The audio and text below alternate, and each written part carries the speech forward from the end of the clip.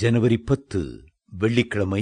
ஆலையை உண்டு பண்ணி அவர் அதை வேலியடைத்து அதிலுள்ள கற்களை பொறுக்கி அதிலே நற்குல திராட்சை செடிகளை நட்டு அதன் நடுவில் ஒரு கோபுரத்தை கட்டி அதில் ஆலையையும் உண்டு பண்ணி.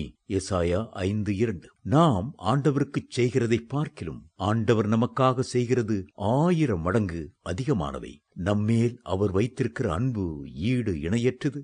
நமக்காக அவர் செய்த தியாகங்களை வார்த்தையினால் வர்ணிக்க முடியாது. ஆலையை உண்டு பண்ணி என்று இங்கே எழுதியிருக்கிறார். ஆலை என்பதை சற்று சிந்தித்து பாருங்கள். ஒலிவ விதையிலிருந்து எண்ணெய் எடுக்கக்கூடிய ஆலைகள் உண்டு. எள்ளை பிழிந்து எண்ணெய் எடுக்கும் ஆலைகளும் உண்டு.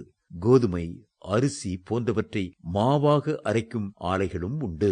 ஆனால் இங்கே சொல்லப்படுகிற ஆலை திராட்சை பழத்தை பிழிந்து சாறு எடுக்கக்கூடிய ஆலை. திராட்சை பழம் பிழியப்படும் போது அதில் உள்ள சாறு செந்நிறமாய் வடிகிறது.